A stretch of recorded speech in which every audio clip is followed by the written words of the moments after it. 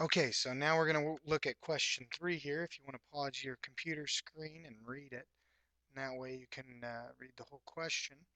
Um, but basically, the gist of the question was saying that you're making a solution and you have so much sodium hydroxide and isopropyl alcohol as your solvent.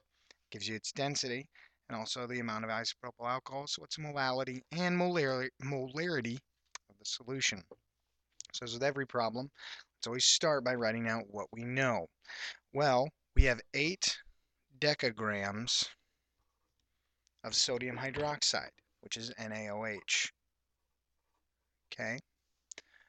We also have um, isopropyl alcohol as our solvent, so the density of that, of our solvent, is going to be equal to 0.786 grams per milliliter. Okay, sorry, my 8 didn't show up very well there. As well as that, we also have 2 liters of our solvent or isopropyl alcohol.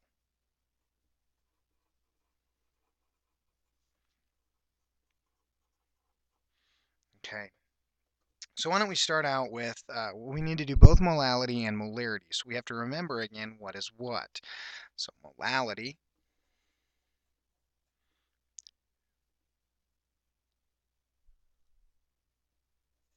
is always your moles per kilogram. So moles of solute per kilogram of solvent.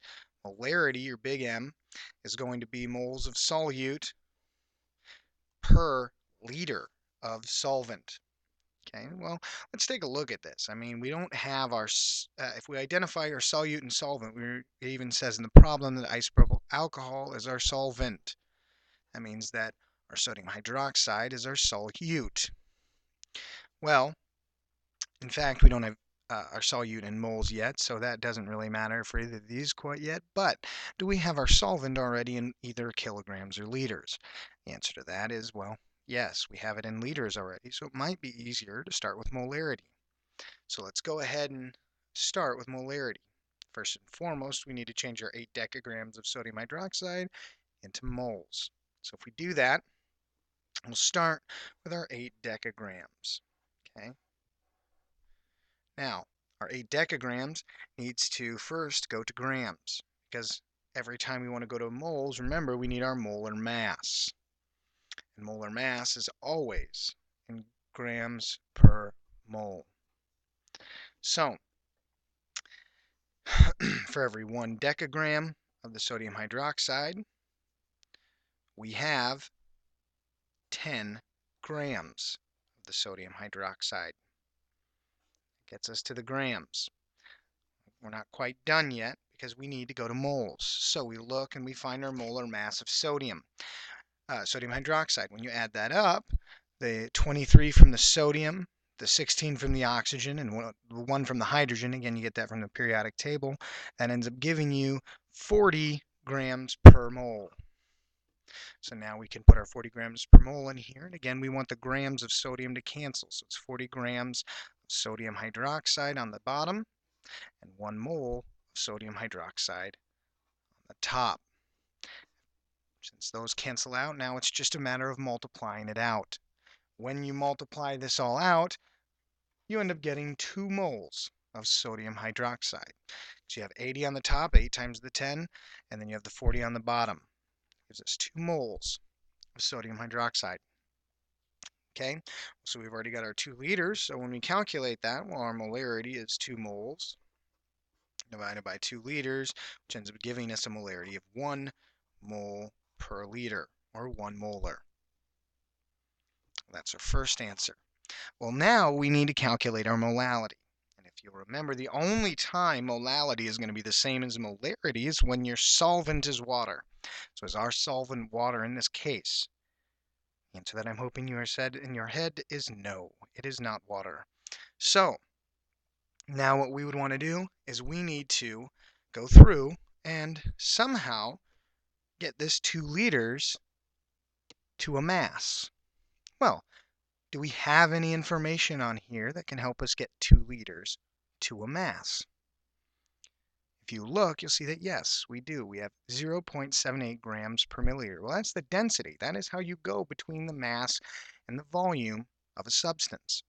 So since we know that our volume is 2 liters, we know our density is 0.786, we can use D equals M over V to find our missing mass.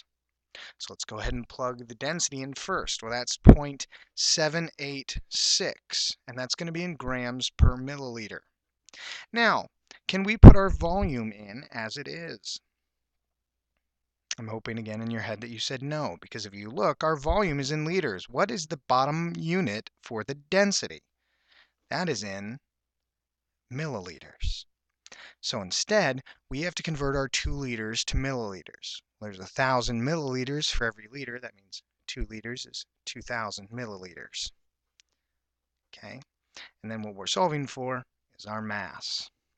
When we end up multiplying both sides by the 2,000, we are going to end up with the mass of our substance. Okay, now 2,000 times 0.786 ends up giving us 1.572, or sorry, excuse me, 1,572 grams. So can we plug this into our molality equation? Again, your answer hopefully was no. So what we're going to do instead is we have to convert this to kilograms. Well, that means we move it 1, 2, 3 spots to the left. We end up with 1.572 kilograms. So now we can find our molality. We're going to take the 2 moles of our solute divided by the 1.572 kilograms of our solvent. That's going to end up giving us a 1.27 moles per kilogram, or molality. And that would be the second answer, and the second thing that the problem was looking for.